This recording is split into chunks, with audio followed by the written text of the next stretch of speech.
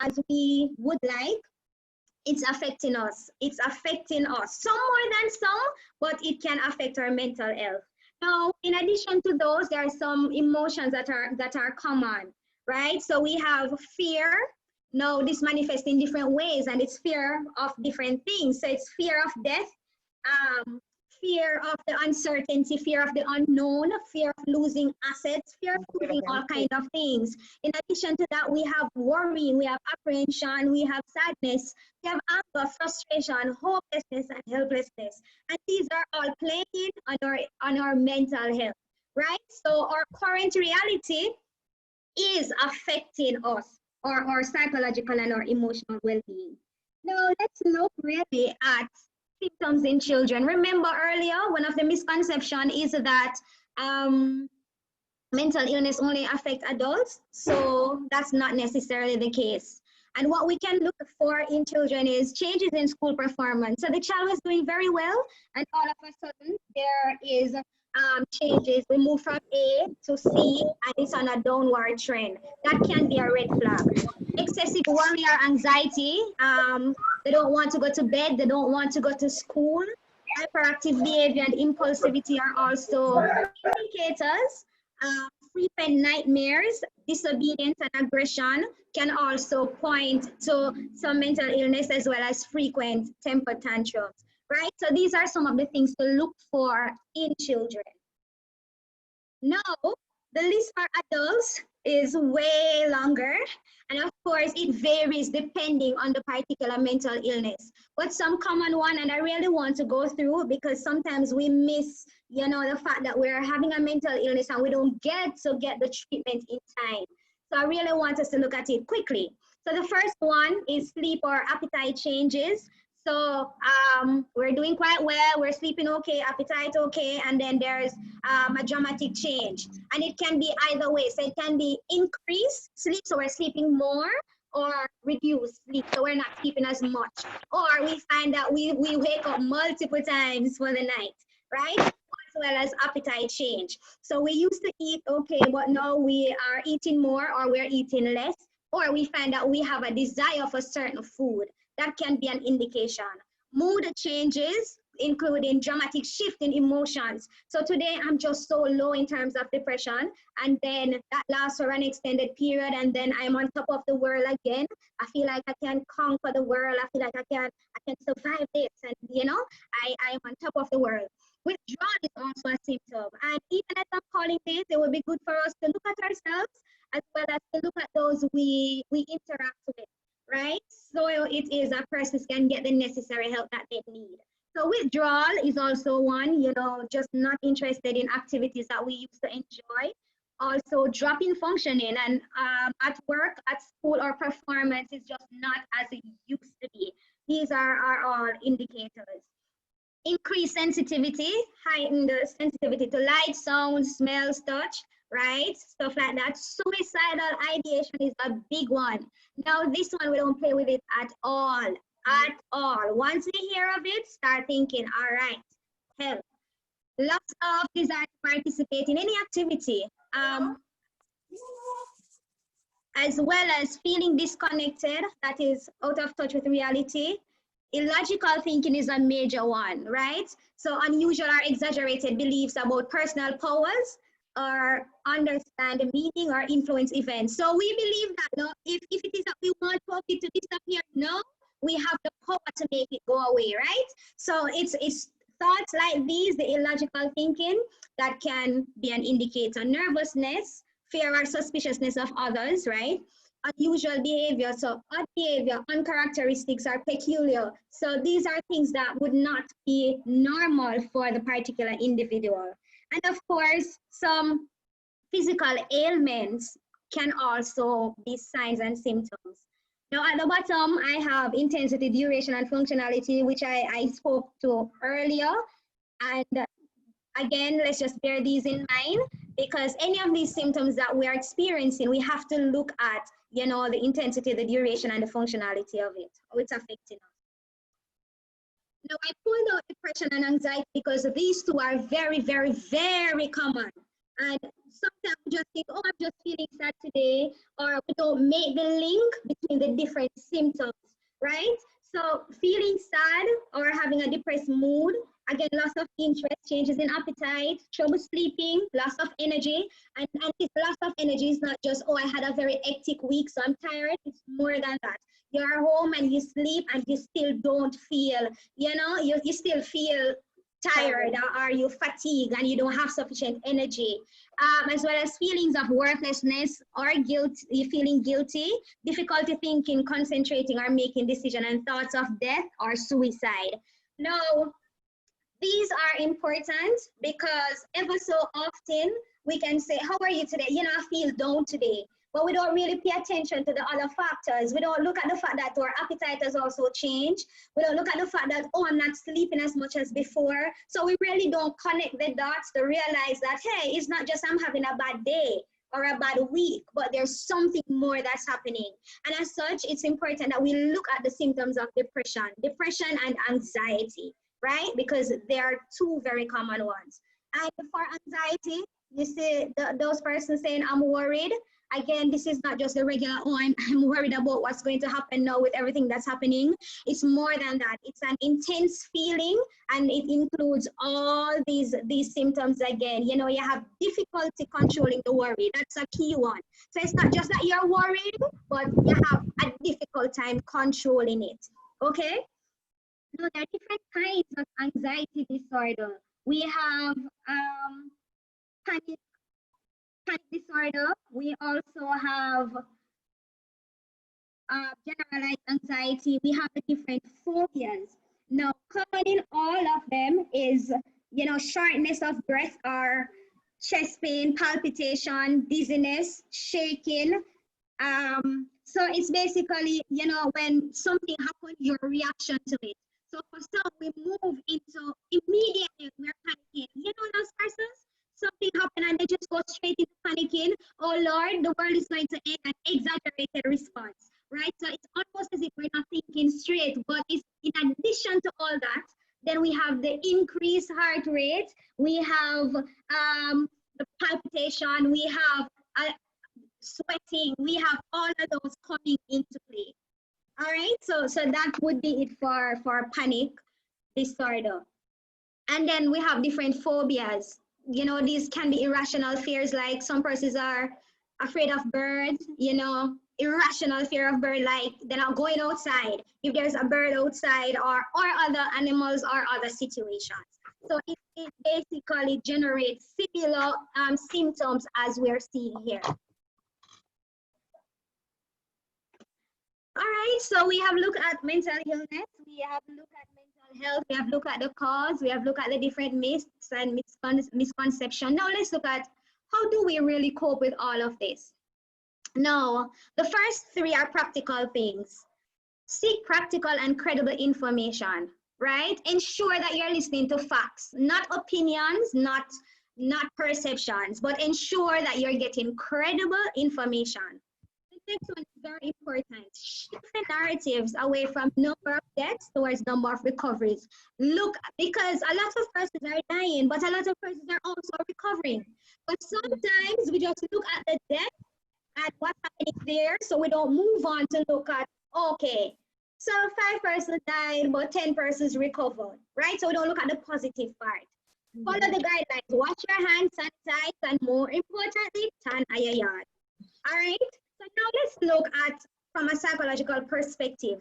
It is very important that you monitor your thoughts. There's this thing called cognitive behavioral therapy. You can go and read it up. It basically says that our thoughts affect our emotions and then affect our behavior. Now, if it is that you want to change a particular behavior, you need to recognize the thought that is associated with that behavior. So let's look at it. If it is that I realize that I'm panicking, right? I'm in panic mode. I usually stop to say, all right, what emotion am I feeling? So the behavior is my heart is racing, right? So we're looking at it backwards. The behavior is my heart is racing, I'm sweating, and all of that is happening. But what's happening with my emotions? If I look at it, there's some fear, right? Chances are some irrational fears, right? Then I look at the thought. When I look at the thought now, I'm like, all right, is this thought a fact? For example, I had a client, she came and she was just crying. She would not stop crying. So she basically was fearful of what was happening with COVID. So we started to work it through. And when we went back to the thought, the underlying thought is that all of us were going to die. That was it. COVID is uncontrollable and all of us are going to die. So that thought led to her feeling fearful and led to her feeling hopeless and led to her feeling as if this is the end of the world, which resulted in uncontrollable crying. Understand that? Yeah. Right. So even as we embark on this new journey, one of the most important things is to control our thoughts. Ever so often we think that, oh, we can't control our thoughts, but we can. So I encourage all of us. So look at the thoughts that we have, write them down, write down each and every one of them, and then go through and do your fact checking. Is this a fact or not? Is it that the entire Jamaica will really get COVID-19? And if the entire Jamaica get COVID-19, are we all going to die? Is it a fact? What exactly is the statistics showing us, right?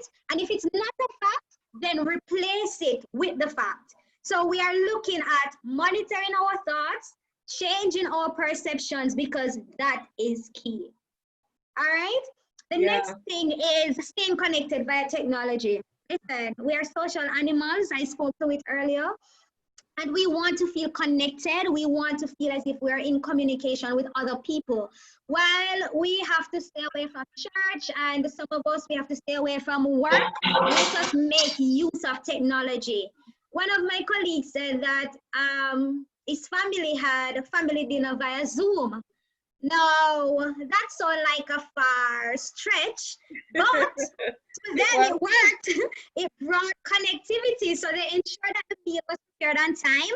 And then when the meal was ready, everybody sat down wherever, and then they had dinner via Zoom. So while they're eating, they're talking to each other. Some persons were overseas, and it worked for them, right? So stay connected via technology.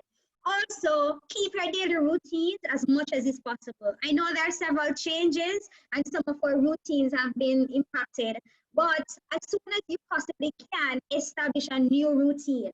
If it is that you're just going through the day, it's easy to slip in depression. It's easy to feel like life is not happening or life is passing you by, so ensure that you establish a new routine. Exercising regularly. Now, many of us always wanted to exercise, but we always had all the excuses in the world. Exercising is good because when you do exercise, it releases the happy hormones, right? So it's a natural way to combat different mental illnesses. So exercise, it releases the hormones, and then it can help you to be in a good place mentally. Practice habits that you enjoy and find relaxing. Especially with anxiety, because that you realize that you're always worrying, you're always anxious, you're always fearful, and you overthink. Do something that helps you to relax. Also, deep breathing is very helpful. So practice deep breathing exercise. If you find that you're about to, you're losing it and you're trying to calm down, take deep, long breath and basically slow down, right? That helps with anxiety.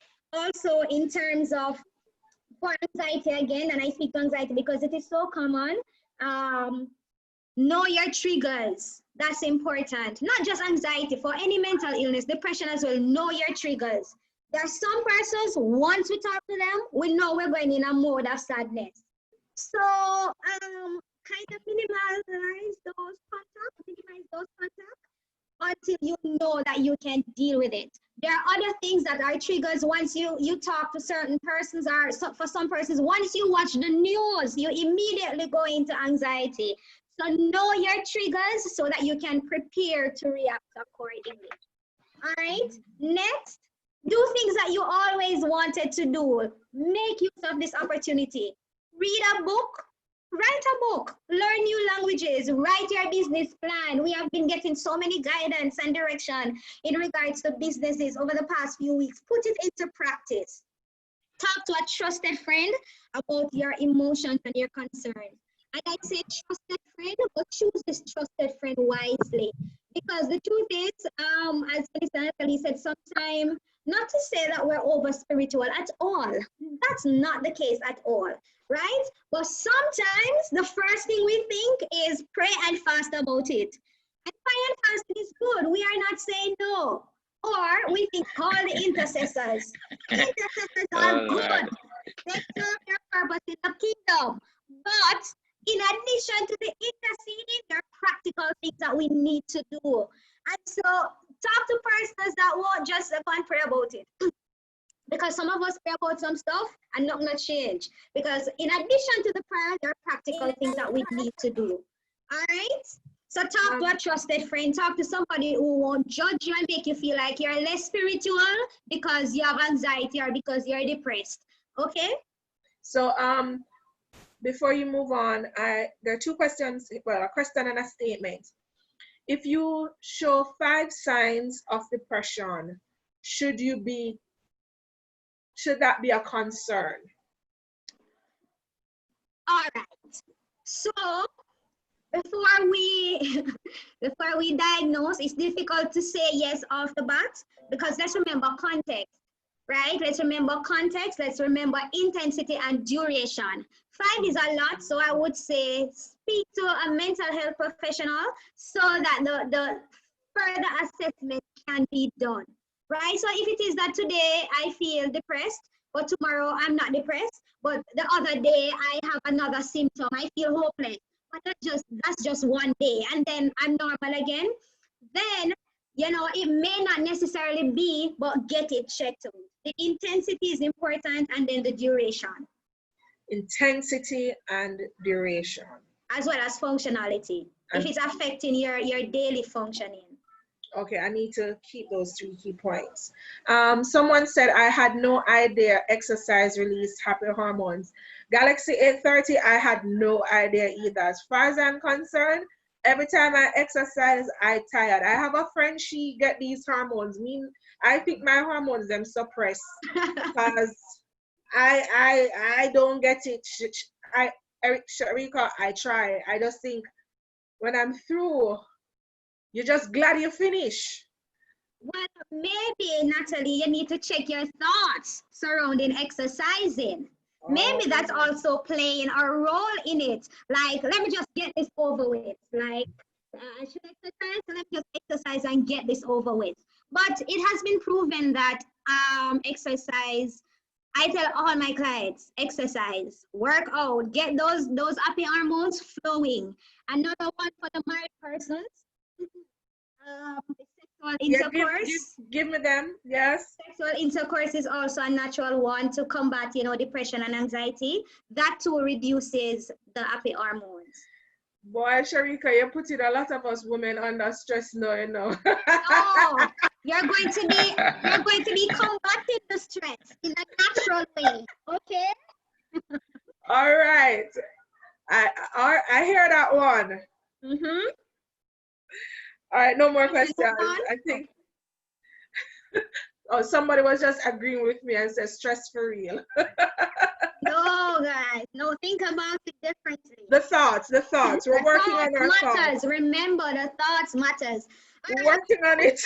Work on it. And I'm happy you said that because the truth is, what I would like for us to take, if nothing else, is to be intentional about monitoring our thoughts. This is something I live by, so I know it works. I'm intentional about monitoring my thoughts. So when something happens, before I assign a particular way of thinking, or if it is that I realize that my reaction to this is putting me in depression, I step back and I look, what exactly am I thinking? How is it that I'm interpreting what happened, and how is it I can change it? So you can say to me, my head is big, and I determine how I interpret it, which then dictates how I feel about it and my behavior. So we do have control over our thoughts more than we actually think. All right?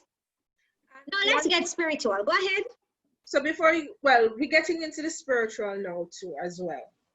And so for a lot of times when things happen to us, again, we blame principalities and the powers. But based on what you have just stressed on and really expounded on, is that most of the times, because our thought patterns are warped with whether it be misinformation, wrong information, misperception, it causes us to perceive some stuff that would eventually have a negative impact on us. Right. And I mean, if we want to go scriptural, the Bible said, as a man thinketh, so is he.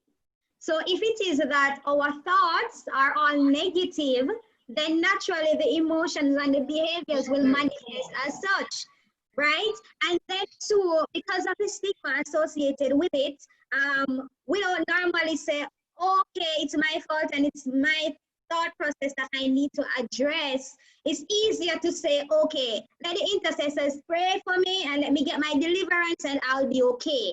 But if it is we get our deliverance, but our mindset has not changed, and it's kind of likely that those demons, quote unquote, demons will come back, right? I have no issue about spirituality. Let me just put that out there. I do believe in demonic oppression, but I also believe it's a sticky situation because sometimes we don't know if it is that it's the thoughts that attracting certain behavior, or if it is that the certain demonic elements, if it's the thoughts that affecting the demonic elements, or if it is the demonic elements that are affecting the thoughts, right? So it's kind of tricky, but I say pray about it.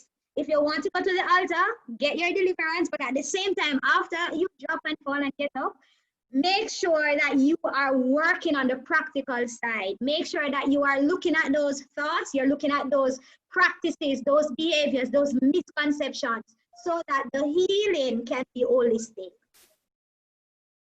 Thank you. As a man thinketh, so is it. All right, so spiritual and spiritual too. So let's get spiritual. 4 pointers.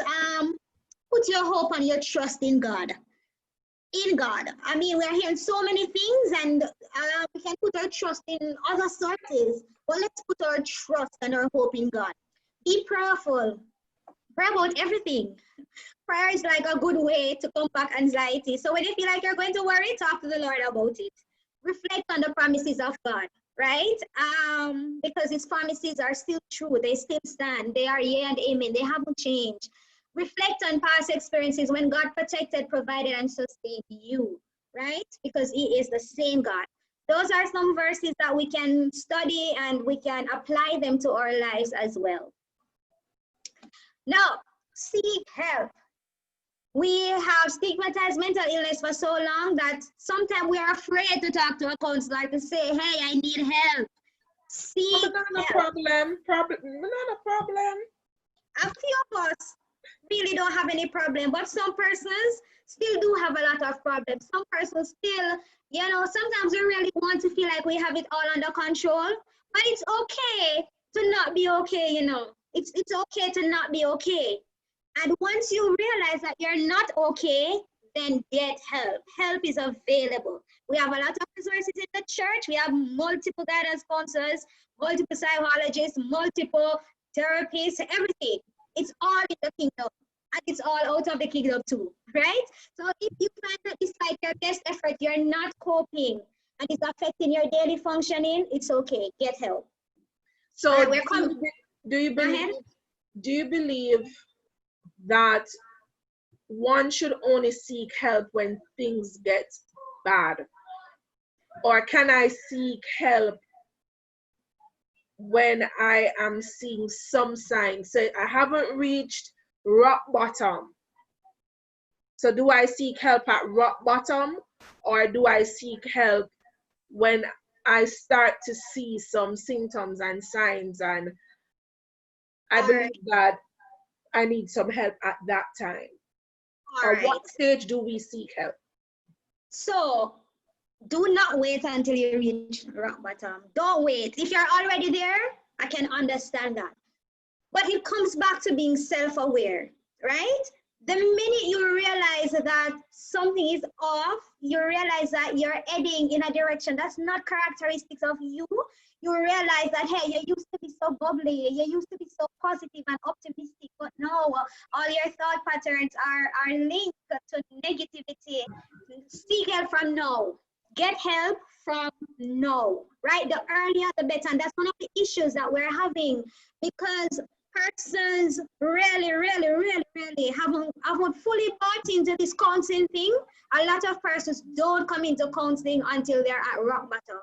If it is that you can recognize early and get help early, it can prevent a lot of stuff from happening. True. Even if you just want to say, you know, listen, the minute you feel like something is off, just call somebody and say, this is how I feel. Get the necessary direction, and then you can decide if you want to go and get the professional help.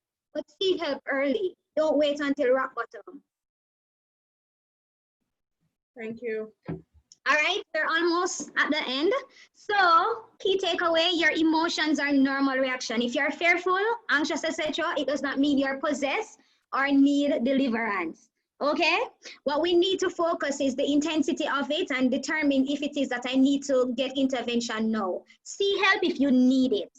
Do not neglect your emotional and your psychological well-being. Ever so often, it's an afterthought. We think about our physical health. We think about if we have a pain, like it's a red flag immediately. I need to see the doctor. If it is that you're feeling down, you know, 2 or 3 days and you're still feeling down, then consider it a red flag too, right? Treat it similarly in the same way. Or we think, oh, I wonder if this is cancer, you know? Anything happens, we start to think, is this cancer? Is this, you know, some other illness? No, is this COVID-19? Treat your emotional and your psychological health the same way. And check on your family members, check on your friends, check on your church family. A lot of persons have these symptoms, but they are afraid to open up about it because they don't want to be stigmatized, and they are afraid to reach out. So you take the initiative and check on them. And there is no health without mental health. So if you think you're all healthy because there's no diagnosis of any kind of illness, you don't have hypertension or diabetes or anything like that, but we are not well mentally, we don't have health. There's no health without mental health. All right, so remember our image with the world being closed. Despite the world being closed, it's still in the hands of God. So God is still in control. All right? Amen. So, Amen. presentation. Yeah. Any questions? So I open the floor now for any questions or statements or comments. That was an excellent presentation, Sherika. A lot to think about as well, because I don't believe that most of us take the time out to understand that thing about, you know, monitoring your thoughts. As you said, if I get a pain 2 times in my side, I'm going to go to the doctor. But if I'm sad for a couple of days, you know, it's normal. It's normal. It's something that I'm just going to go through, whether it be on my own. But as you just displayed so many things that we need to be able to speak, we must have people to speak. So I have a lot to take away from this. It's churning my brain. So is there anyone who has something to say? I open the floor now for you to ask. Janine, come here a little. Again. So I open that floor. Someone says great presentation in this season. Any other questions? All right. Evening all. Very well done, Lay Minister Anderson. All right. So let me find out, or just shed some more light. Perhaps you may have touched it on in terms of the myth earlier on. There are many persons who think that once you come down with a mental illness, that's it for you. You're gonna be that way forever. Can you shed some more light on that for me? So the good thing is with proper treatment, they can live a normal life. So even if it is that, you know, I'm diagnosed with, let's say, schizophrenia, that's the one that most of us know. There are so many persons with schizophrenia, once they're on their medication, they're normal. They can still function and they can do well. There's some mental illness that you can actually be cured, right?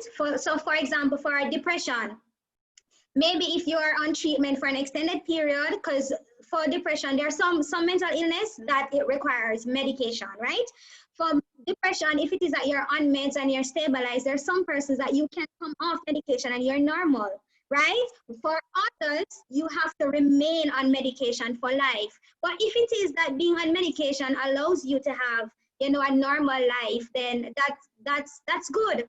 Because it's similar to hypertension. If it is that you're diagnosed with it, you have to be on your meds. It's the same for diabetes. So it's the same for some mental illness. For some, you don't have to be on meds forever. You don't have to be in counseling forever. But for some, you need to be for an extended period. Wow. I didn't look at it that way. Can I say that? That's true. If you're hypertensive, you have to be on meds until the Lord heal. You have to sit and just wait until you get your healing. And if you don't, you really, wow. Okay, I can say something, another word from wow, right? No, but it's the truth. I don't think a lot of persons saw it that way. I think we just see it as you're not supposed to have that issue.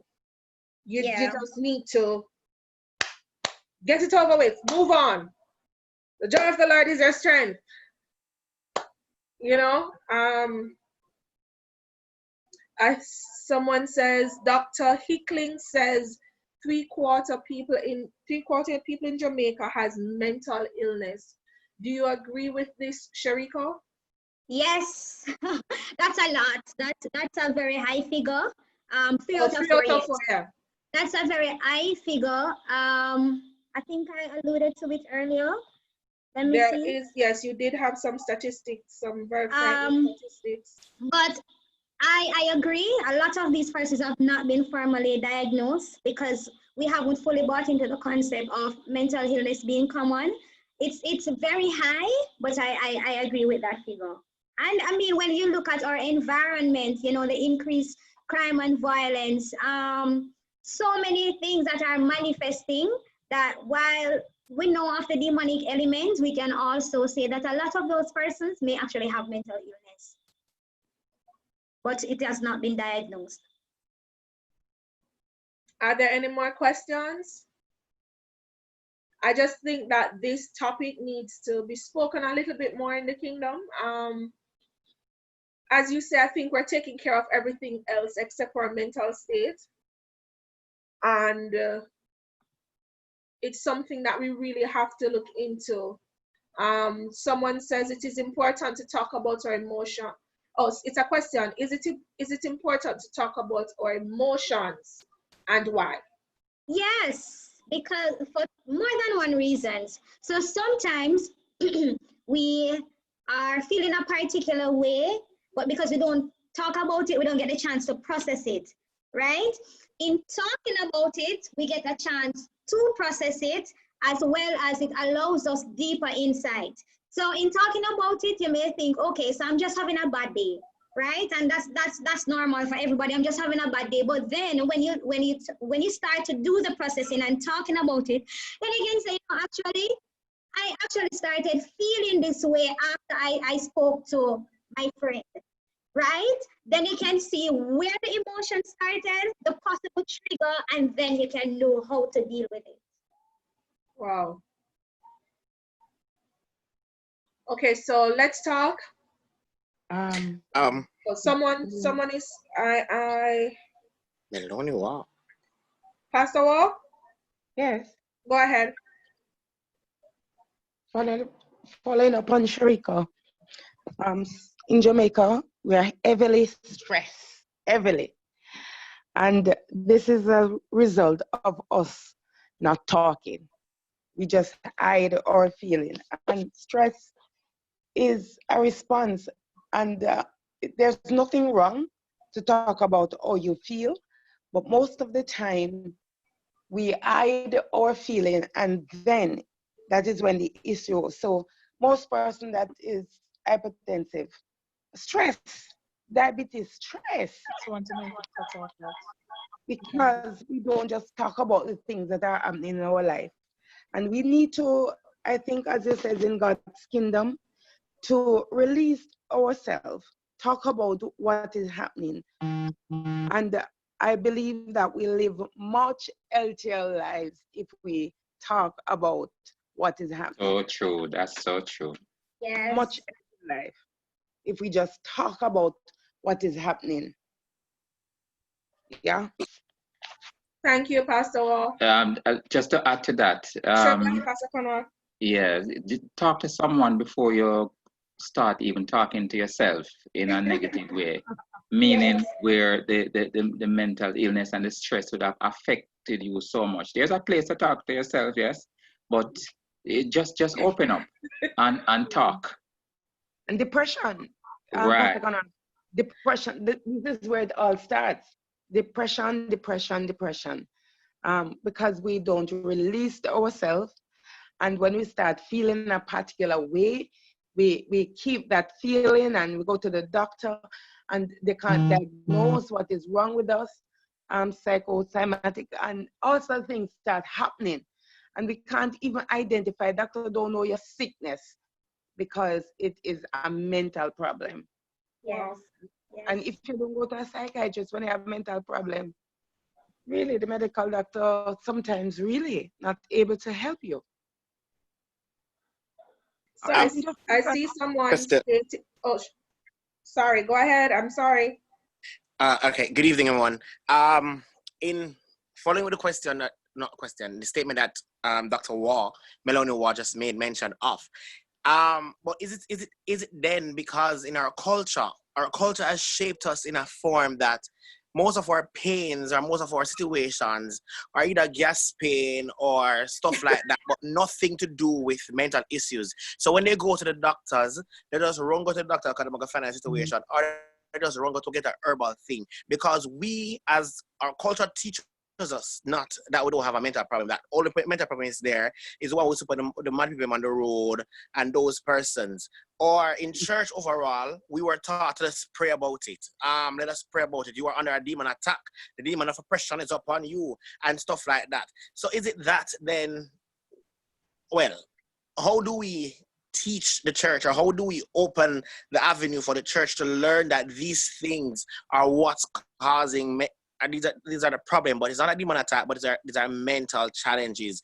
These are issues that persons are faced with. It's not just pain, it's not that you're sick, but it's a case that you are having you're having anxiety attack, these different types of things that Sherika mentioned earlier. So yes, I realize we have a lot of psychologists on, so I hand that over to you. My department. Dr. What you going? We need to speak about it more. Let the church know that it's natural. It's not that, because most of the time we associate mental health with madness. But you can function, your normal function, you can function. As Sherika pointed out, that some of them you have to take medication and some you don't have to. But if you have it for a prolonged period of time, then it's going to get chronic and it's going to lead to other symptoms, whether it's going to worsen or lead to other problems in your life. So you have to deal with it from very early, the onset. Know yourself, check yourself and know what is happening. Why am I feeling this way? What is the feeling that is happening? So yes, you're having a headache and you're going to go to the doctor and the doctor say I have high blood pressure, but that is not the root cause. Something else is a trigger for this to happen. So you need to find out what is it. But the church needs to talk about it more. We just need to talk about it more. I completely agree with Pastor Ward that sometimes we're diagnosing the fruit and not the root. Not the root, yes. And so I can say to, sometimes we think that our voice is irrelevant, and there may just be not a lot of us on this platform But I just want to say to everyone on this platform, you can start the conversation. The conversation can begin with you. If my friend didn't call me and share what she shared with me, then I wouldn't have known. And it's not even like she shared a lot, she just shared a little choops. And if I didn't realize that there are persons in the kingdom, and it was due to watching a video, I didn't even know what kind of work Sherika did. But it was through her speaking, you realize that one, we have the resources, we have the persons who can assist us. We need to move from the culture that we have created to say, boy, I'm not gonna talk my business because, and most of the times we're talking our business to persons who are not qualified to even hear or help. That's it. And that's so true, yeah. we have to know, I'm not saying that we all need to have a psych degree, but what I'm saying is that we need to start now finding persons who are mature to share with. I see Elaine, I see your hand up, Elaine. I'm going to give you the opportunity to ask your question. But for persons in the chat who are asking to say, boy, is it that easy? I have a philosophy. I didn't know what I know now.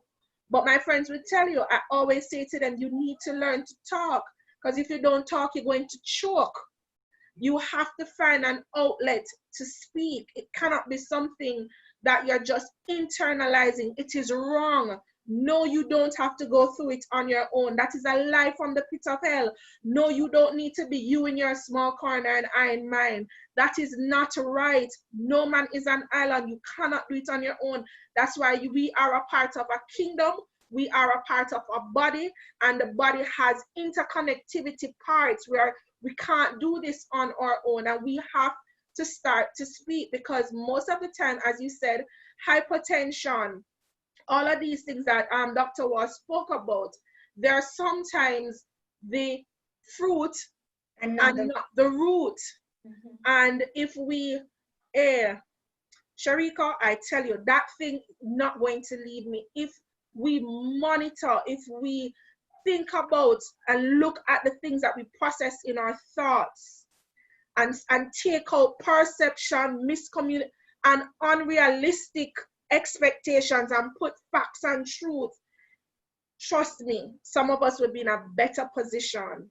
Elaine, I ask you to go ahead and open your mic. Your hand is up, Elaine. Okay, yes, my mic is on. Thank you. Eileen Osborne here. Oh, I'm so sorry, Eileen. I apologize. Yeah, ma'am, that's fine.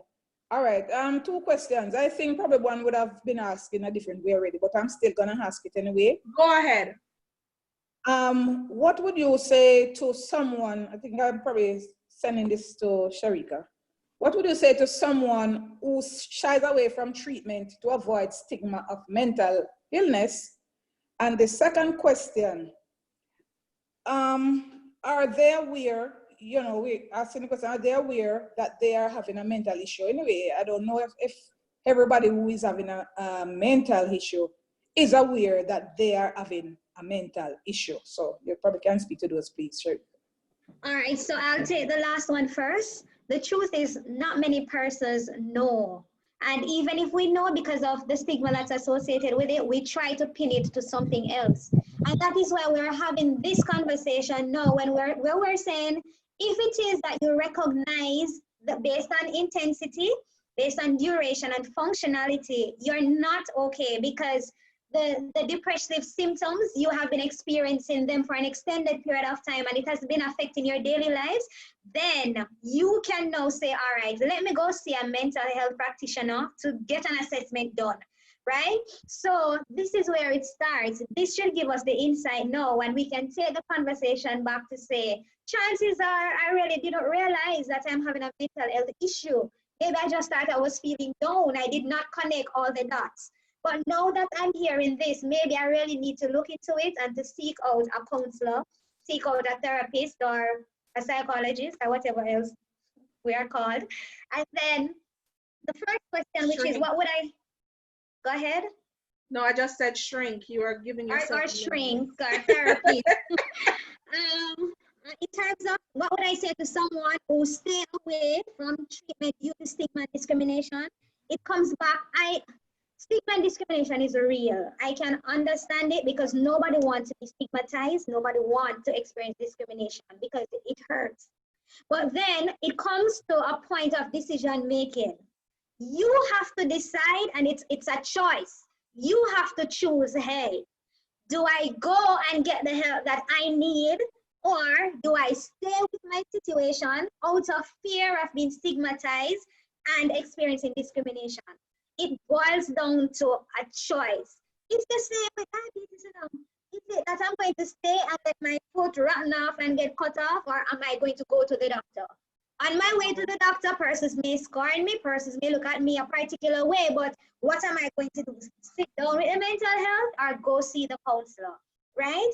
And in conversations like these that we get to break down the stigma and discrimination. And so two things, one statement and one question. It says, why is it so important to talk about your mental challenge? And deliverance and counseling should work hand in hand. And someone agreed with Christopher. So Christopher Brown, a wonderful husband, said that deliverance and counseling should work hand in hand. And someone else says, why is it so important to talk about your mental challenge? But so I think your answer said it. If your foot are rotten off, you're gonna get help. You're gonna get help. So why is it if you're losing who you are? Because mental issues causes you not to function. You don't see right. You don't perceive stuff right. Everything becomes, and it can affect you physically. Yeah, it does. It does. Big time. Yeah. Can you talk about some of the physical effects that it will have on you? Because sometimes we just look at mental health as it's hard, you know. I'm here talking to you and I'm telling you it's hard to take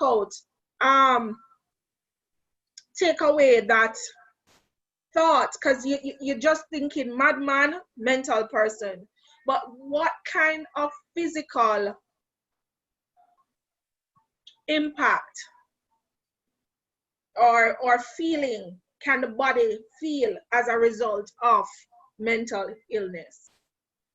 So I think Dr. Wall alluded to it earlier, where she said that, you know, we really do have some pains that are psychologically based. So headaches, backache, gastrointestinal diarrhea, that kind of thing can be associated with anxiety, right? So those are some of the things. Pain, just pain. You go to the doctor and the doctor treating the pain. In some instances, in doing assessment, some clinicians will ask about, you know, are you stressed?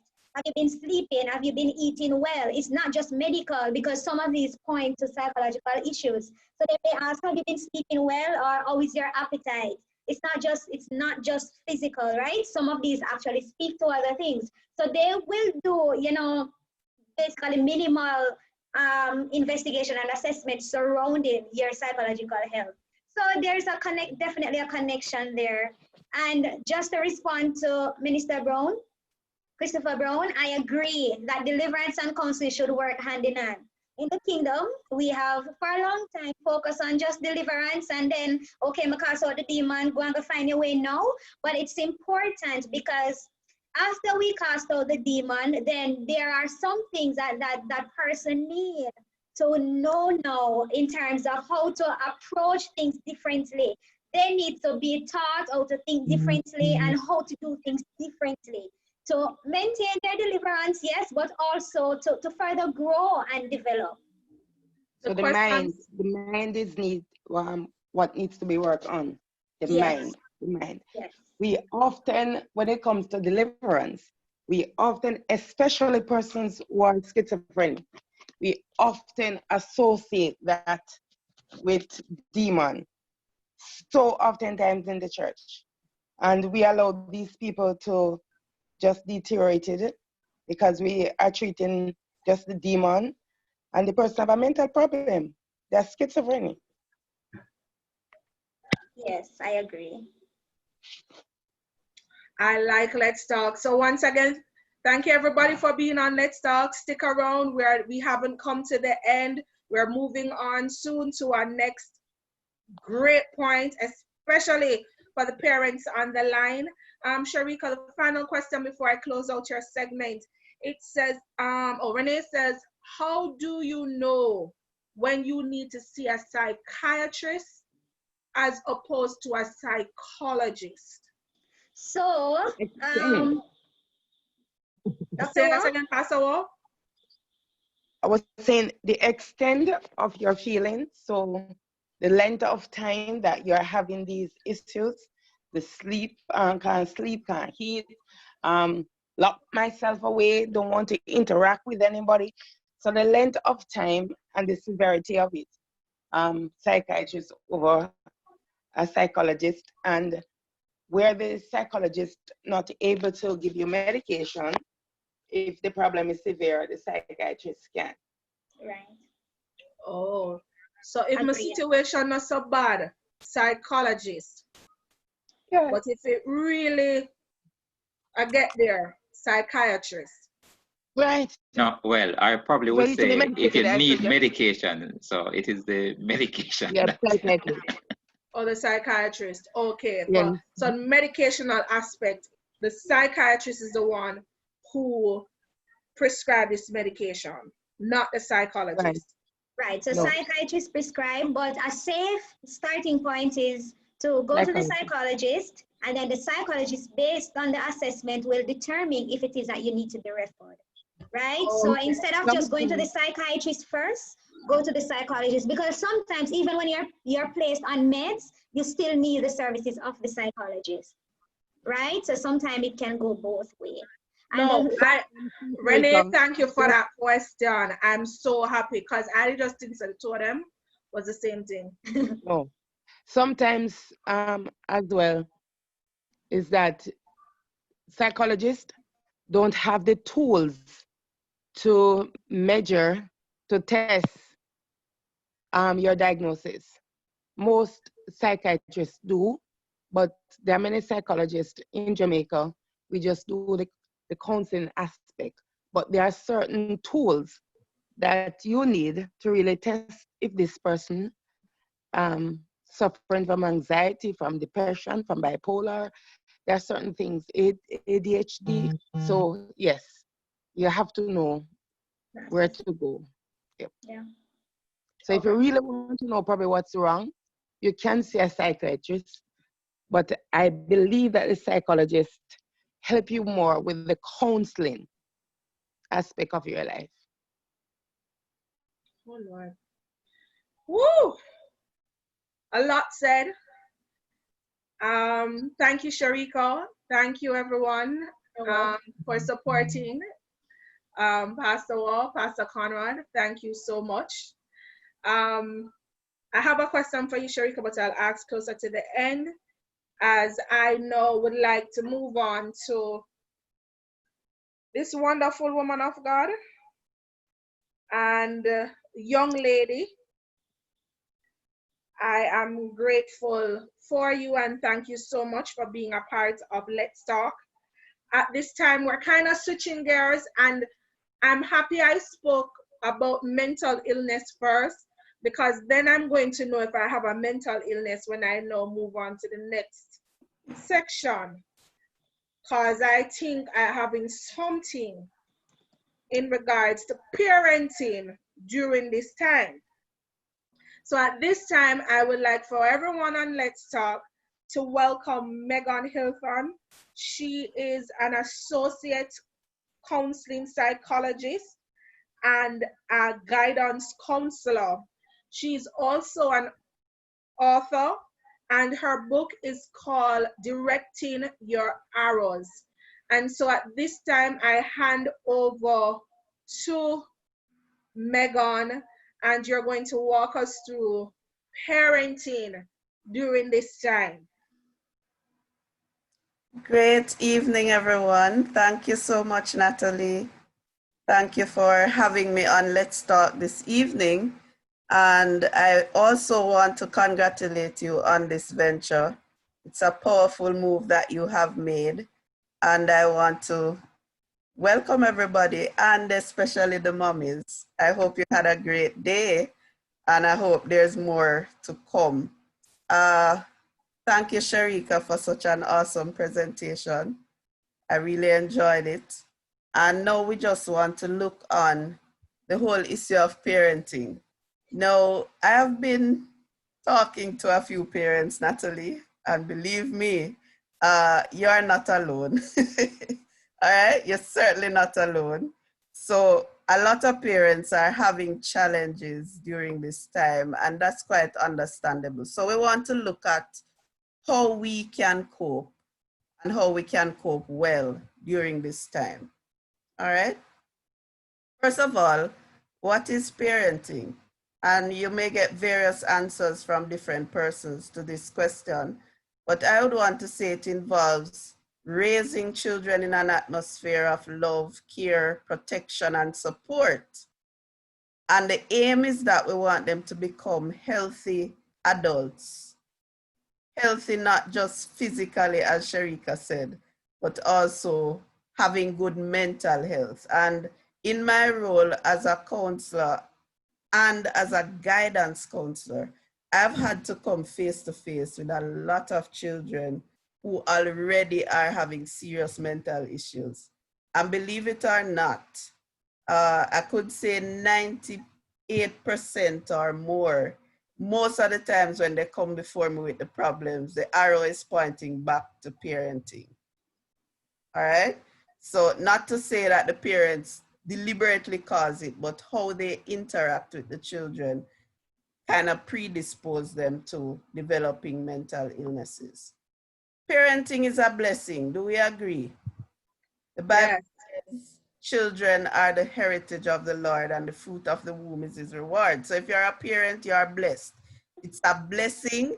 It is a position of influence. You have more power than maybe anyone else to influence those children that you have.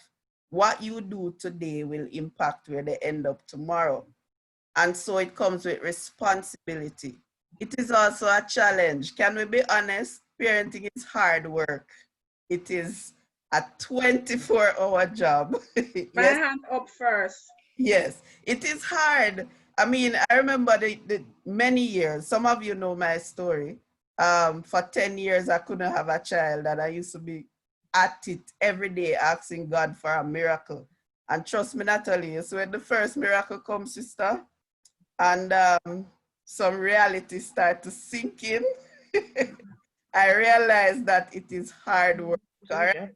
But guess what? Because it is hard, doesn't mean it's not worthwhile. I also believe that parenting is probably the most worthwhile job that we will have in this life, because I see it as just impacting not just your child, but impacting generations. Many of us are passing on to our children the things that we learned from our parents. And so I just wanted to lay that foundation. But what is this new norm that we're talking about? The first presenter, Sherika, alluded to it. The new norm for parents, number one is homeschooling. I mean, oh, Jesus. 7 months ago, some of us would have, maybe not even 7 months, say 4 months ago, this would have been a choice. Yes? And in America, it's not a common choice. But now it is the current reality. I know of some parents who were kind of counting down the other day, even though it didn't look like it would happen. But there were some who were counting down and saying, yeah, man, the Minister of Education said May 31. Yeah, we're getting there. And then he comes on now and says, oh, okay, you need to keep them home till September, right? And some parents just went back into a frenzy. So the new norm is that we are supposed to be homeschooling our kids. We have them at home all day. For many parents, school was the escape, right? So, you know, you have challenges with your kids, but I get them ready at 7 in the morning, send them off to school. I don't have to deal with them again till they come back. The teacher can take care of everything that happens in that gap. And then it was much easier for parents because by the time they get home, it's homework, dinner, get ready for bed, and tomorrow you're gone again. Homeschooling, having them home all day, it is your responsibility all day. We also have the new norm of being extra careful. We are all at risk. And as parents, we have to be protecting ourselves and also trying to protect the kids. That puts on some added pressure on us. And we have a number of parents who have either lost their jobs or are being paid less. And we know, well, I don't know about you, Natalie, but my children never normally eat a lot. You see, since homeschooling start, I'm really not sure what is happening, but we are spending more where that is concerned. They're eating. Miss Tree Boys are over here, Megan. Okay, I feel your pain. So what are the reactions? These are some. And I think some of us online right now can. I won't say which one I am. I think I know, but I'm not going to talk right now. So some persons, look at this lady on my left with the 2 kids behind her. She's like, dear God, I don't know what else to do right now. And the other lady is basically losing it. I think she may need to check her mental health, right? She's freaking. But we have some parents who, for some reason, have found a balance. Yup. And they are able to make the best of the situation, and they have found a place of peace and fun and pulling from it. I want that all of us online I would love if all of us would be here. The reality though is that some of us are not. And so this presentation is really about giving you some simple tips that you can apply to your daily life to see if it works. Let me point out, Natalie, that these are not tips that are guaranteed to work for everybody, right? It's a case where you have to try it and see if it works with your family, because there's no one size fits all. You have to know your family, know the dynamics of your children, know the uniqueness of your situation and see what works for you, all right?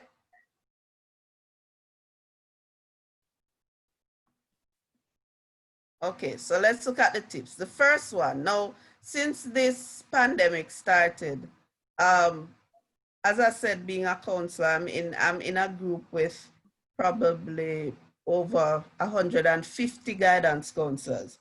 And when we just started, a lot of videos were coming in. Maybe some of you saw them, of parents bawling out and saying, come take them from me, I can't deal with this, help, right? And initially we kind of found it amusing, to be honest. I can tell you the teachers found it quite amusing, because some teachers were saying, yeah, man, we always tell you the children from the seat here. Now you know, right? But one of the things that came out to me is that we have to accept the reality. For you to be able to function and to deal with this thing well, the first thing is you have to accept the reality of what's happening now. And the reality is that in spite of the challenges you have, home is actually supposed to be the safest place for kids now. And I said it that way on purpose, because there are some children, unfortunately, where home is not the safest place. Home is where they get abused in all forms and shapes, all right? But we have to accept that this is the reality. We are having a pandemic, and the best place for our child to be is at home. And once we accept that reality now, we need to change our perspective. So instead of, Natalie, let me use you. So instead of thinking, oh God, I'm home with these 3 boys, how am I going to deal with this? They're going to drive me crazy, I can't do this. Remember Sherika spoke about our thoughts? Yes. Right, so it comes right back to that. We need to change our perspective. Instead of thinking, I can't handle this, how about thinking, what are my opportunities? What are the opportunities that this is giving to me as a mother, as a father? What are the things that I can pull from this to make me better and also to make my children better? Okay? And every day you wake up with that. Yes, it is a challenge. Yes, I'm not a teacher, but there are opportunities locked into this. And so if you're listening, I have a pen and paper, I want you to write down, think about it and maybe jot down some opportunities, or if you want to put it in the chat.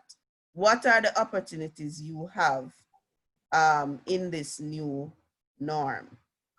Don't know why my laptop is acting up. All right. So let's move on now. So, and I'm sharing things that have worked for me. First things first. First things first. That's a new saying I have. And for me, if I get a head start in the morning, it works. All right. So you get up earlier than the kids. Try to get a head start on the day. Spend some time with God. Yes, I am spiritual. I'm also a counselor, but I find that I function better with putting him first, right, Natalie? Amen. So get up early, get a head start, spend some time in the presence of the Lord, take in some word, feed yourself, and kind of ground yourself, put your thoughts together for what is to come. How am I going to approach this day? What are the things I need to get done? So that's first things first. The psalmist says, I rise before the dawn of the morning and cry for help. I don't know about you, but I need help in this situation. Yes? You may say, oh, but you wrote a parenting book. Yes, I did. And it's a good book. Sorry, Natalie. Plug. Just Yeah, plug away. Plug it up. Plug it away. At the same time, when this homeschooling thing started, is that the Lord said to me, okay, Megan, you wrote the book, you did your research, you put your life in there, now you're going to work the book. So that's working it, girl. I'm working the book. So I have to cry out to God for help and for wisdom in how to handle these children. The next thing I say is create a schedule.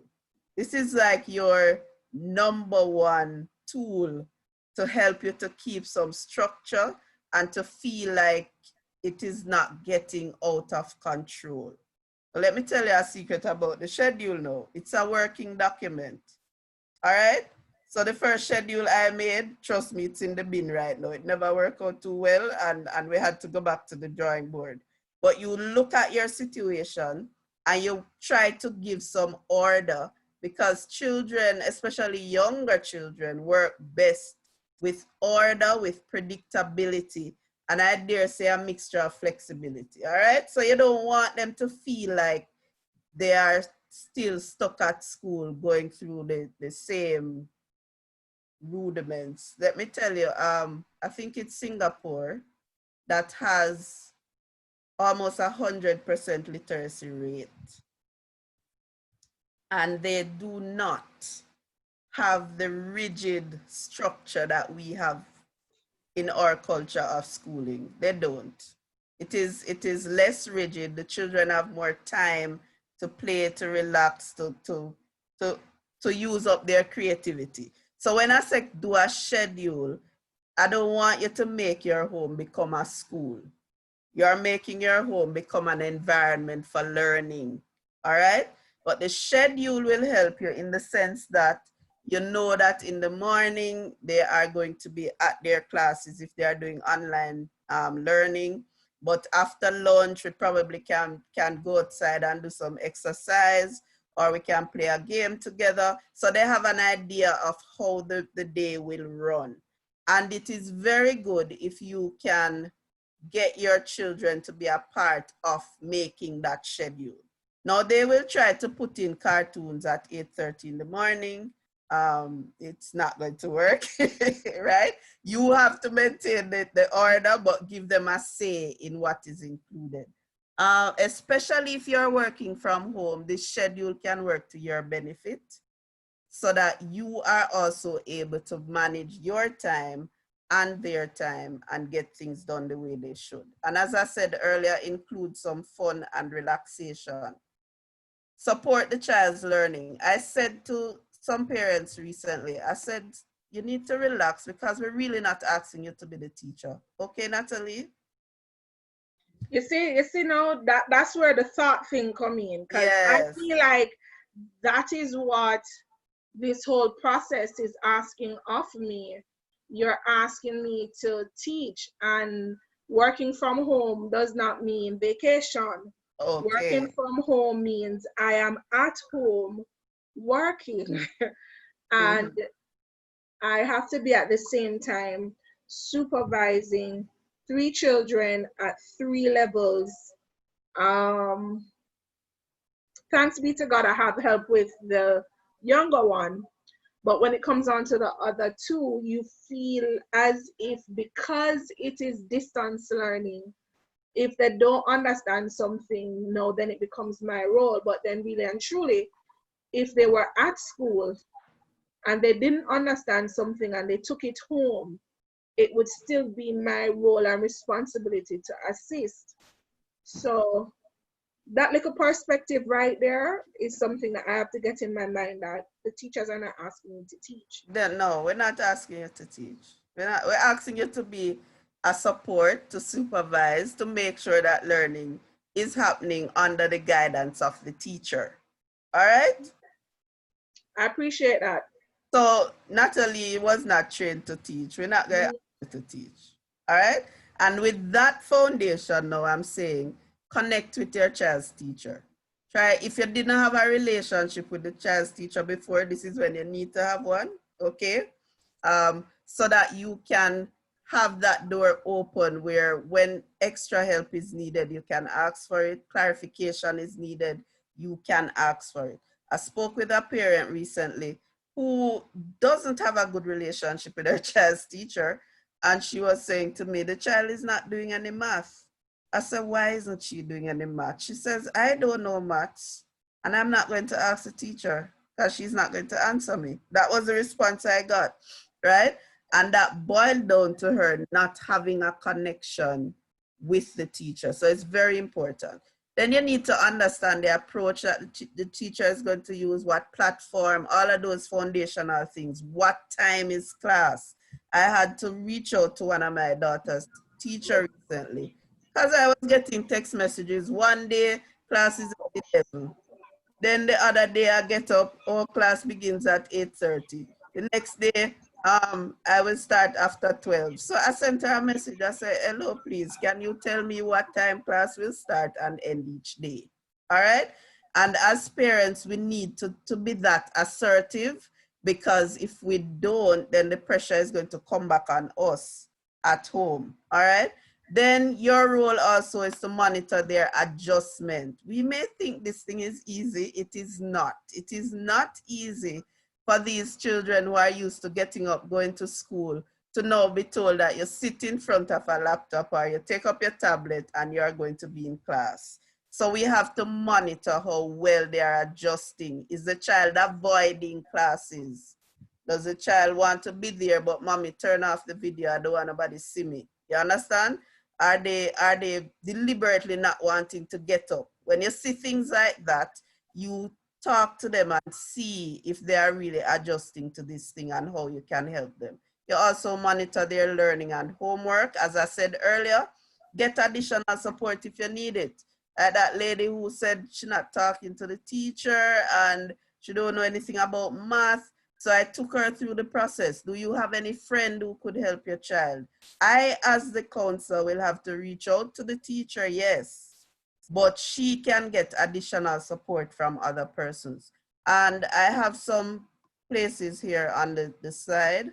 We have Learning Hub Online, EduFocal, Ministry of Education has information, all the syllabus, everything is there, practice papers.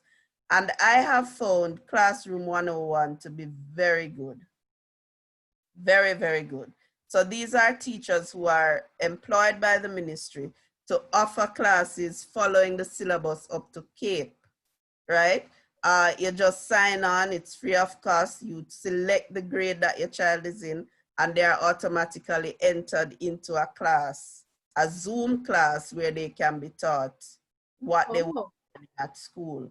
right? Also, you're saying for those schools who do not have the whole internet Zoom kind of setup for students, you can log on to this website and gain access to Yes, them. yes, yes, definitely. Some persons may say they don't have, some persons, yeah, as I said, some schools, they don't have the capacity. Some of us take it for granted, you know, because our kids are on Zoom every day, right? But Yeah. everybody, not every school does that, and not every parent can afford Wi-Fi and all of those niceties, all right? So the ministry has put this in place where persons can log on and the classes are recorded. So even if you missed it yesterday, you can go back and catch up on those lessons. Thank you. You're welcome. All right, let's move quickly. So what else do we do in this time to take us through this new norm? Very important. Remember, I spoke about opportunities? Yes. This is a golden opportunity to connect with your child. Life had become so busy. Many of us did not get the opportunity to spend so much time with our children. In this time, it's really sad if they're home all day and you still don't have any time for them. If that's the case, some things need to change, because I have discovered that children spell love, T-I-M-E. So you give them everything else. Give them all the money you have. Give them all the luxuries that kids love. And if mommy and daddy don't spend time with them, they will still come to a counselor like me or a counselor like Sherika and say, I don't think mommy loves me. All right? That's how they see it. So we have to be determined to spend time with them. And I say to parents, if it's 3 of them you have like Natalie and me, don't bundle them up every day and say, okay, this is this is time with mommy. Right?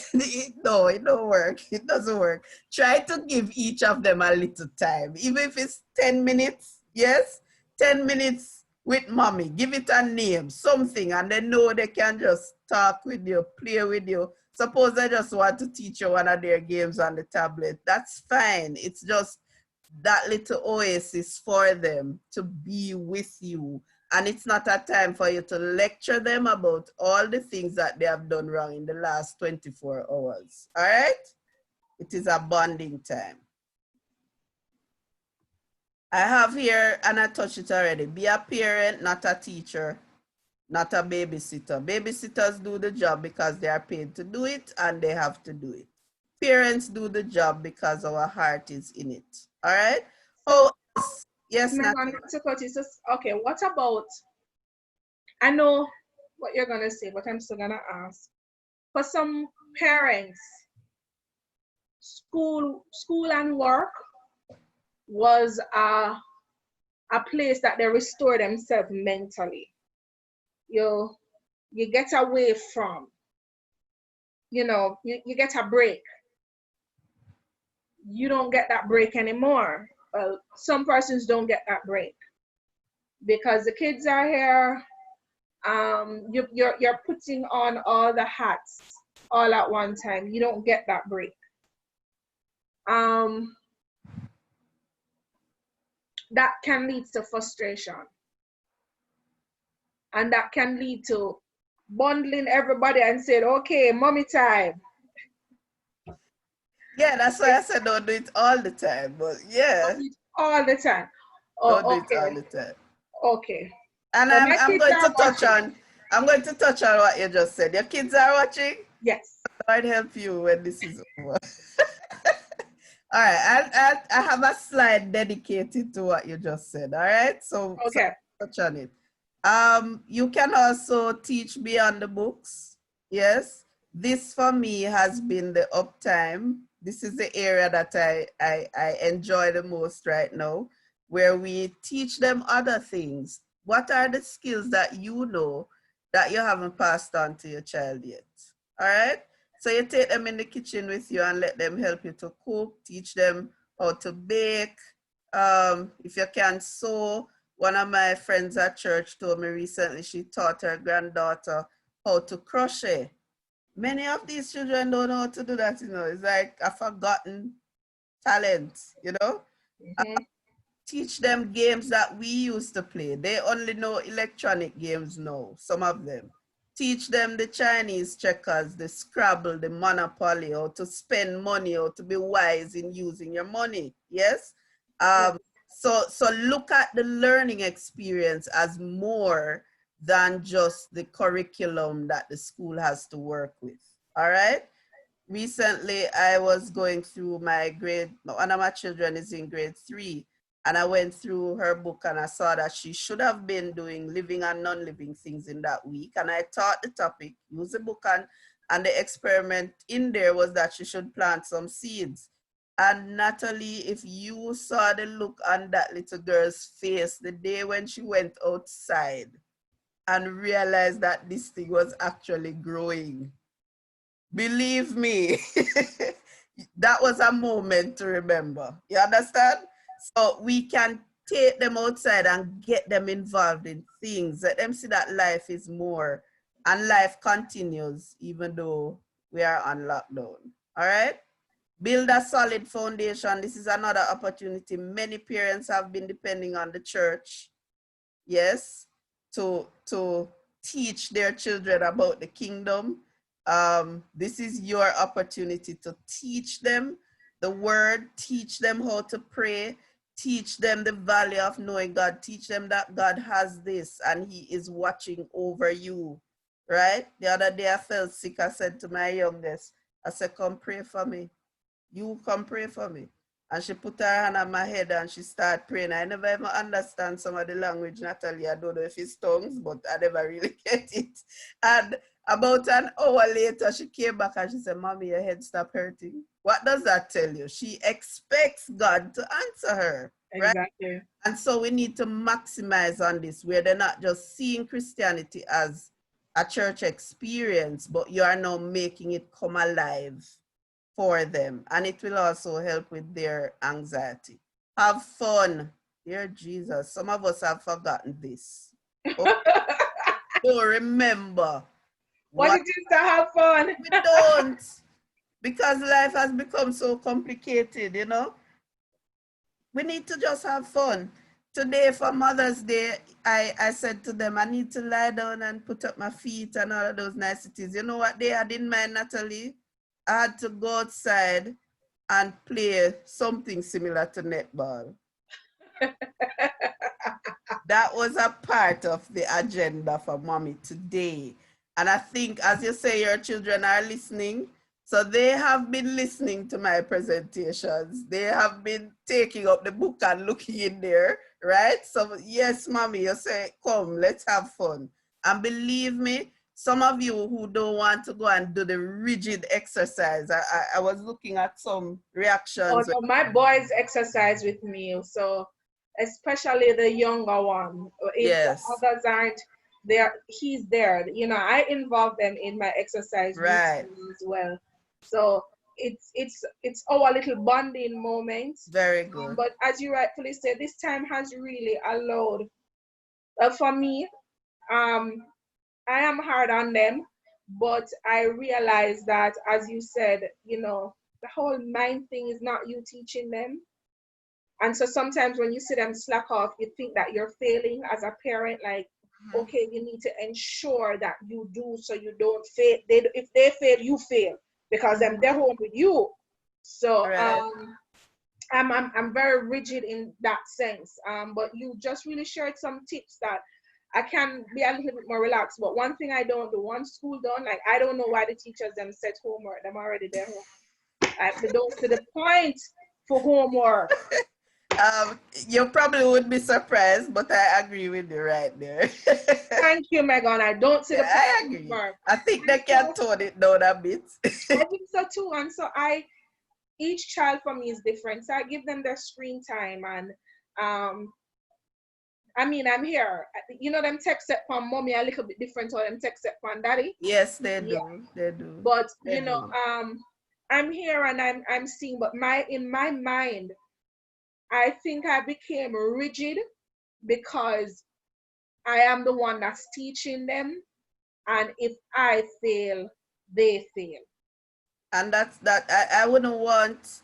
I know we have some responsibility, but honestly, we it's not good to take up that level of stress. Yes, and remember too that the children are adjusting. They are also adjusting to a new way of learning. For some of them, not being in the classroom means it's holiday. So why are you stressing me, mommy? I'm not at school, it's holiday, right? And that is why we need to have that schedule and create a balance. So I'm saying parents, have fun with them. For those who were kind of freaking out when Sherika was saying you need to exercise, this is a nice way to exercise while having fun. Like what I did today, that was exercising, but I was enjoying it in the process. So it another educator easier. just agreed with your point where she said, I don't see the point either. Parents are the one there now with them 24/7. So you don't see the point of the whole homework while you're at home, you know? So parents, remember that Megan is here for you. So if you have any statements, and teachers, if you have any statements, if you have anything to say, aunties, grandmas, you know, you face the stress, you know, godmothers, you face the stress when the kids call you and tell you what they're going through. So parents, please, you know, pose your questions as well as your statements. Remember, Let's Talk is for you. Go ahead, Megan. All right, where I'm almost there. A few other tips. We need to monitor their diet, okay? They should be eating healthy as you possibly can. But who monitoring the parents' diet? You know how much weight? We're getting there now. We're getting there. Yeah, I won't forget them. Well, for me, I monitor theirs and automatically they monitor mine. Yes. So if I say too many snacks, eat your fruits, and they see me go for 2 snacks in a day, they say, Mommy, how many fruits you eat from morning? Yes. So it kind of has a ripple effect on me. So monitor their diet. We need to teach them not to waste food. And I put this in there on purpose. Yes, we are in a crisis. Maybe some of you, your cupboards are very full and you don't have to do this. But for some of us, the children need to learn the concept of sharing. Even that, you have a snack that can share and everybody want one for themselves just because, you know, it's another teachable moment. So teach them not to waste things. Teach them to manage, how they manage what they have, okay? You have to be mindful of their emotions because children will react to things differently. As Natalie said earlier, she has 3 boys, but she has 3 unique boys, and you have to be aware of that. Each child will respond to the changes differently, and you have to be able to notice when your child is, whether they're having the nightmares or they're becoming more emotional than they used to. Some may become more aggressive. You're seeing the fighting among each other that you never used to see. You pull away that one and you have a conversation. Let them, and it's not a lecturing thing. You're asking the child, how are you feeling? Even if you have to pull a feelings chart from off the internet and let them show you the face, if they are too young to express it, but they must have that safe place with you. Monitor their screen time. We know they love it, but monitor it and monitor how much of the COVID news they are taking in. It can cause anxiety. They don't have to see everything that you see. All right. Give them the chance to engage in art, gardening, craft. The other day I was hijacked and my 2 daughters did makeup. Yeah. Yes, Natalie, they did. And then they got a camera and took the picture. Yes. Another day they got nail polish. One took the left hand, one took the right hand, one took the 2 feet. Okay. And I submitted and just let them breathe. Okay. Right. So give them the chance to be kids and just to have an area of relaxation in this time. And I want to pose this question. Have you learned anything new about your child since homeschooling started? Or have you been so focused on homeschooling that you miss other things? All I'm right. not going to answer. Let's talk. Anyone wants to answer? The chat room is open. Have you learned anything new since homeschool started? And what's the other part? What new thing have you learned about your child since homeschool started? What is it? State it.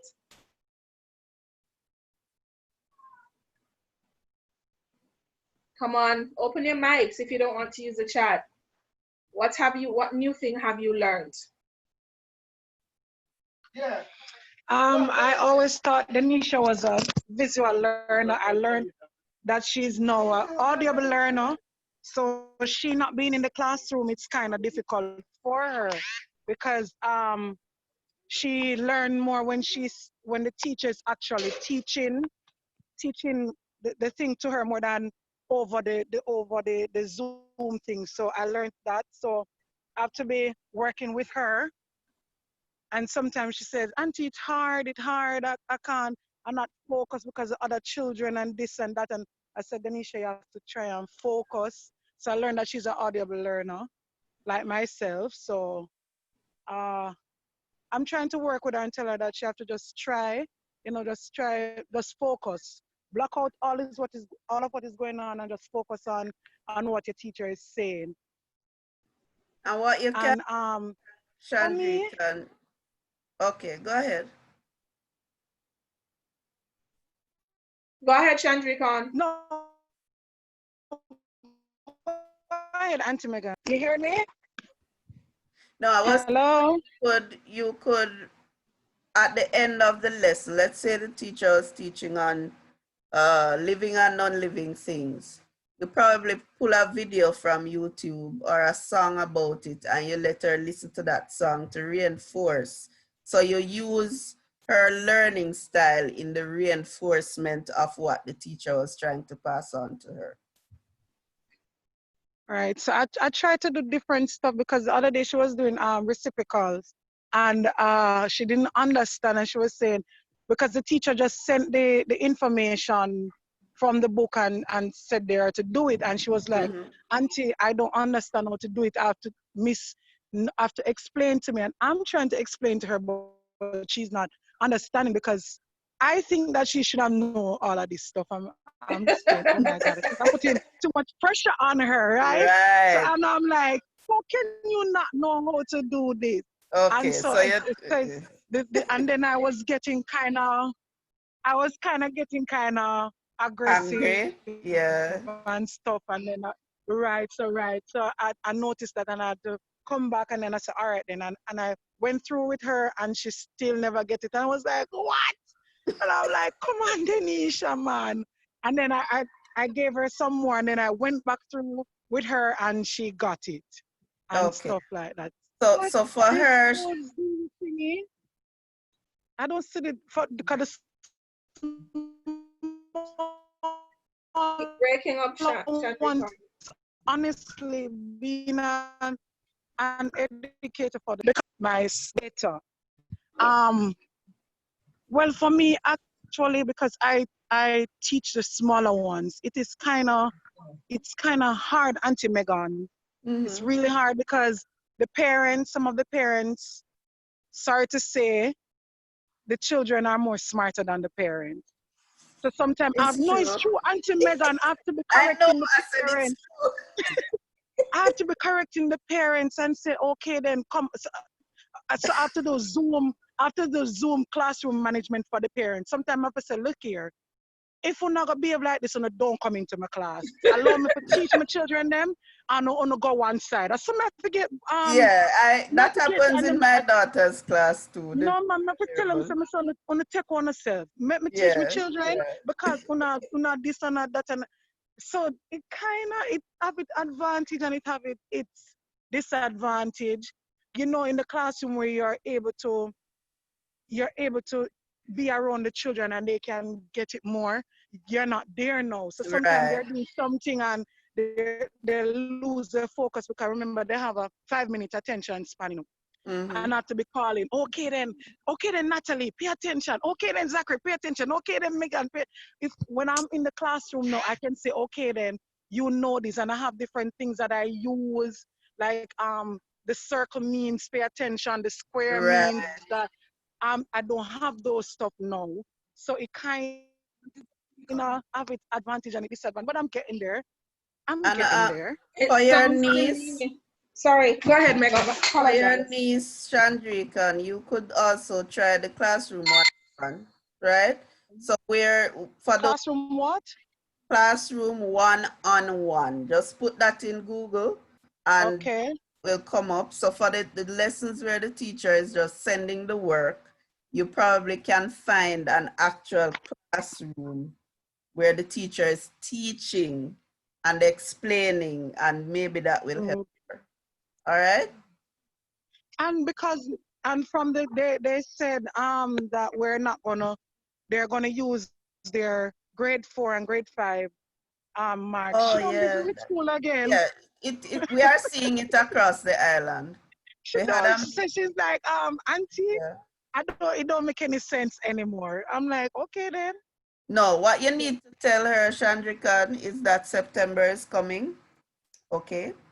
And September, she will be in a class and in a classroom, and learning will continue. So if she stops now, starting in September is going to be harder for her. Harder So for her. try All to right. No. see the importance of learning. But that is something we discussed in a meeting just last week, where we are seeing where grade 6 children Oh. on holiday is like, okay, I don't have pep, I don't need to stress, you know? All right, let me just do 2 more and I'm done, Natalie, please.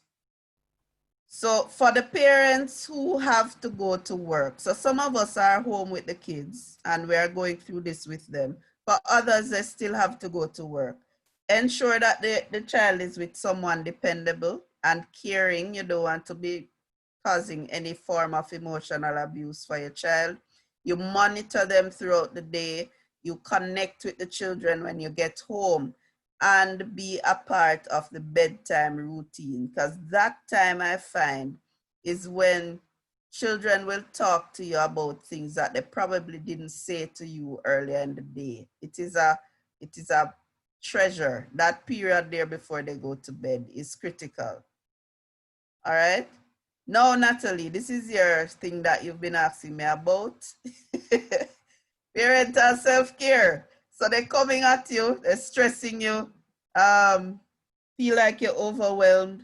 Number 1 rule here is take care of yourself. You cannot take care of them if you are not taking care of you. So self-care is important. Make sure you are resting.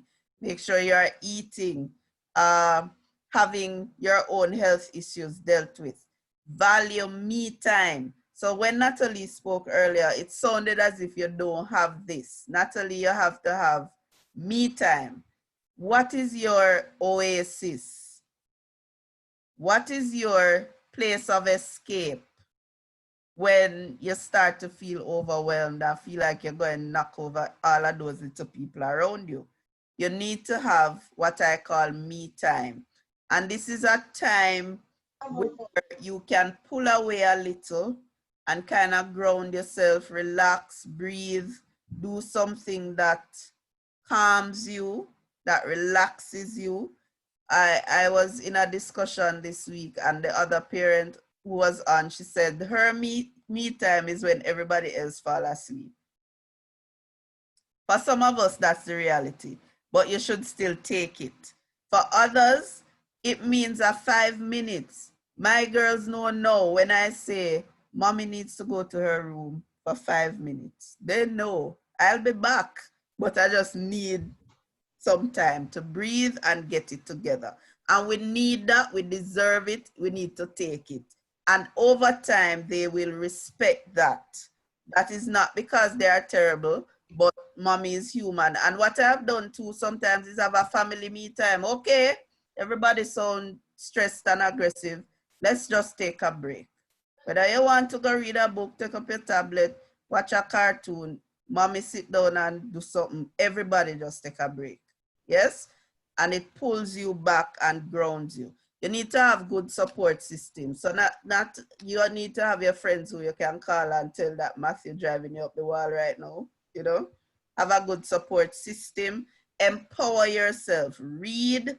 Do something that you've always wanted to do. As Sherika said earlier, build your own self in this time so you don't feel like you're just stuck there being a homeschooler, okay?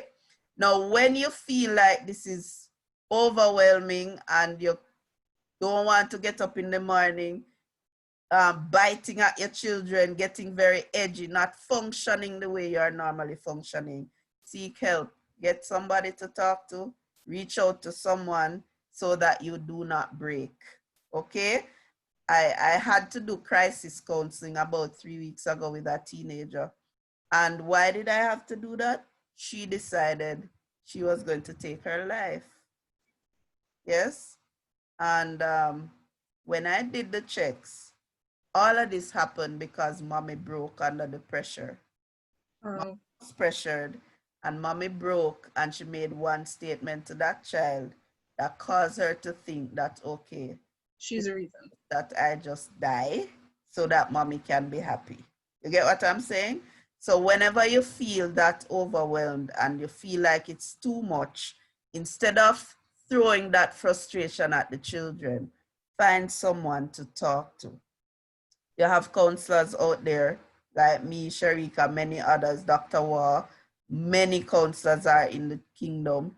And the government has the National Parenting Commission, which since this COVID pandemic, they have opened up 3 phone lines that you can call without charge. And the numbers are on the screen. Parents can call these numbers when they feel like they can't manage and they just need somebody to talk to. All right? So I encourage you to reach out and get the help that you need. But it is doable. These are just conclusions from what I've said. Change your perspective, look for opportunities, create a schedule, but it's a working schedule. Include physical activities, games, creative tasks, monitor the child's screen time, take care of yourself, spend time with the child, and use positive words. Let me just touch on that a little. Use positive words when addressing negative behavior. In Jamaica, we tell them, boy, you're too bad, or why are you beating up your brother? Yes?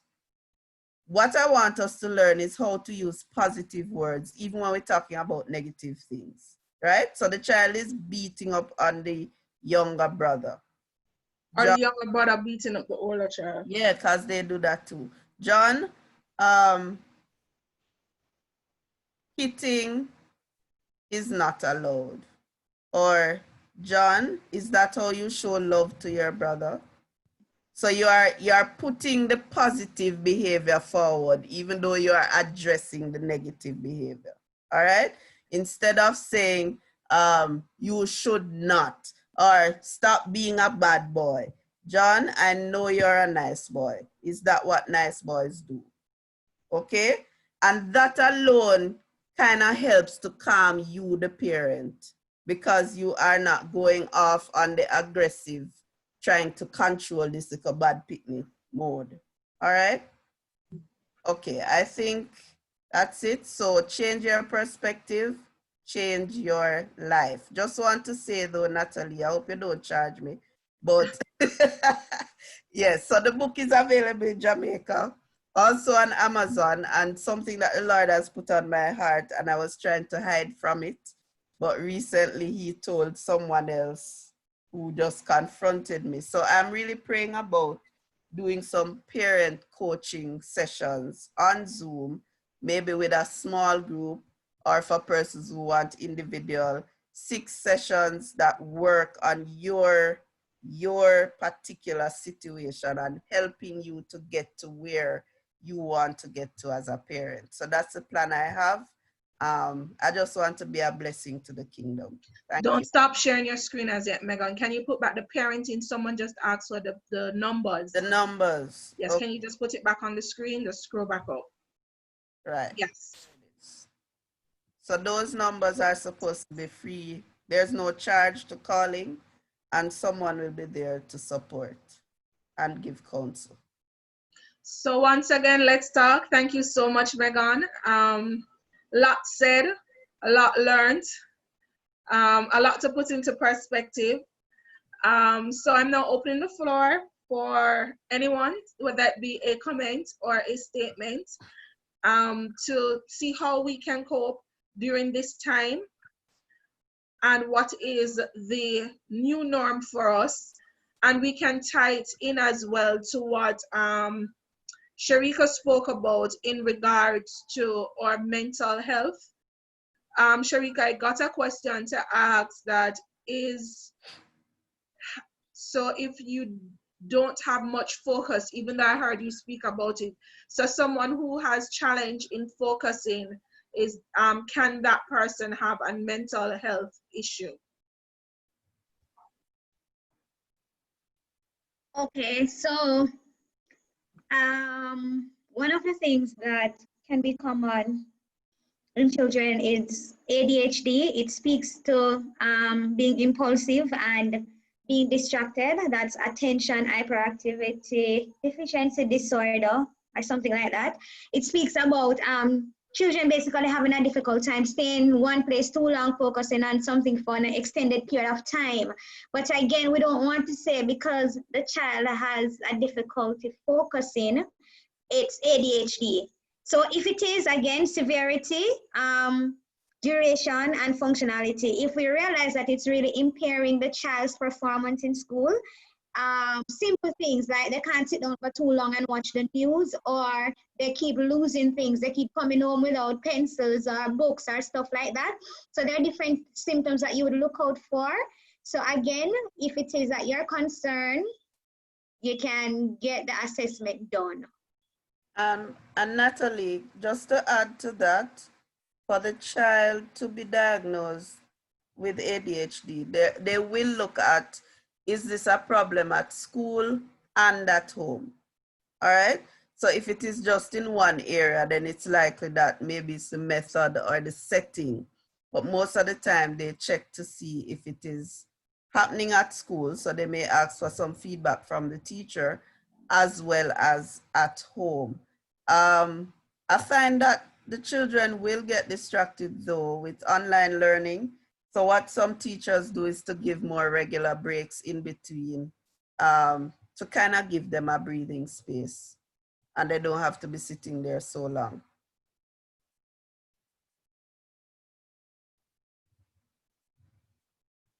Natalie, you're muted. Sorry, anyone else have any questions, comments? Okay, open up your mics if you do. All righty. So we've come to the end of another Let's Talk. I am grateful each week, whether you are new, whether you are part now of the family. We've been together for the last 6 weeks. And so thank you so much for joining Let's Talk. Thank you so much for spending your time with me. You could have been somewhere else doing something else and on another platform, because we know that now these platforms are the way to go, but you chose to be here. I hope you can take away some meaningful points from each of the presenters tonight.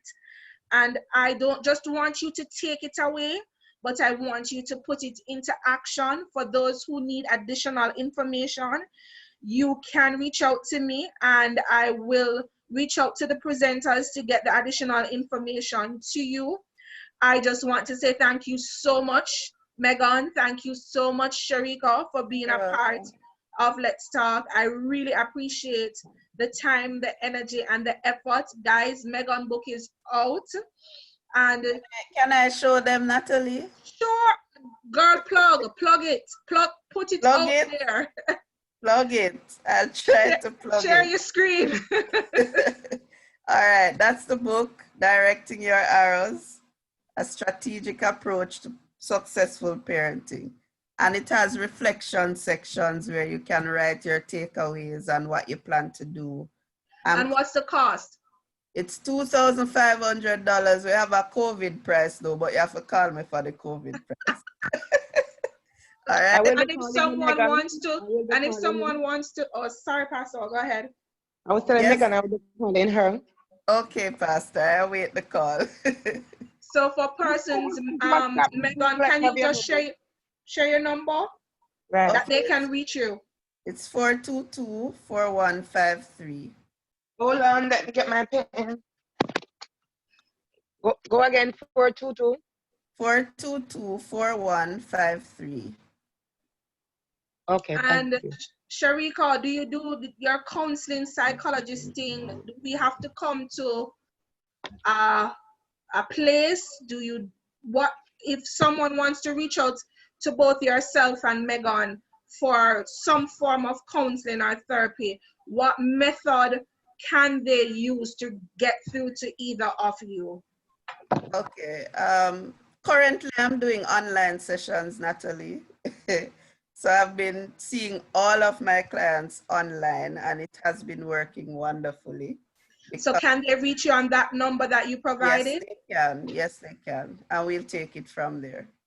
Sherika, if someone wants to reach out to you, what method or means do they have to use to, or you don't do the whole counseling thing as yet? I'll put my number in the chat and they can contact me. Okay, so for persons who desire to speak to either, or I think Megan just released her own, and Sherika is putting her number as we speak into the chat. I see someone hand up. I believe I did see a hand. Oh, okay. I think the person took down their hand, but I know I saw a hand up. Are there any more questions at this time? Any comments?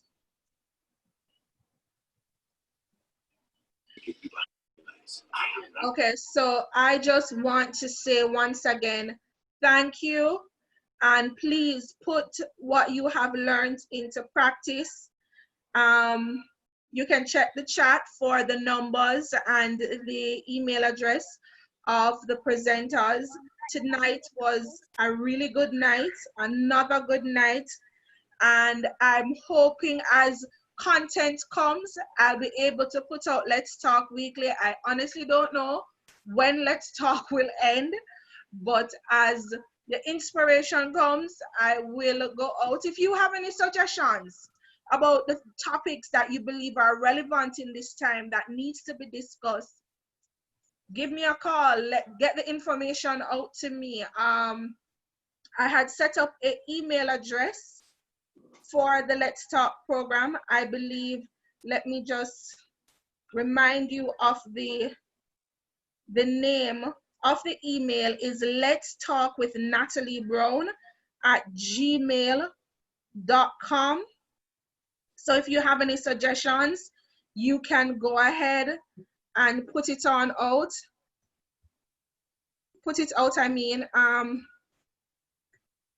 I will look into it. I will do my little research to see, what's happening.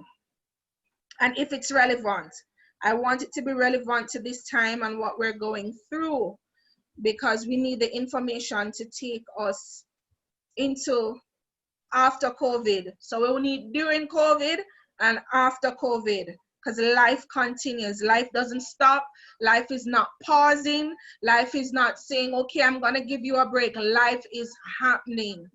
And we know that in the journey of life, we have our wonderful moments, we have the great ups, and we will come into some obstacles, we will come into some challenges, and we will have our lows. And we need to be empowered at this time and for this moment and the season to come. Thank you once again for being a part of Let's Talk, and I will hopefully see you guys next week.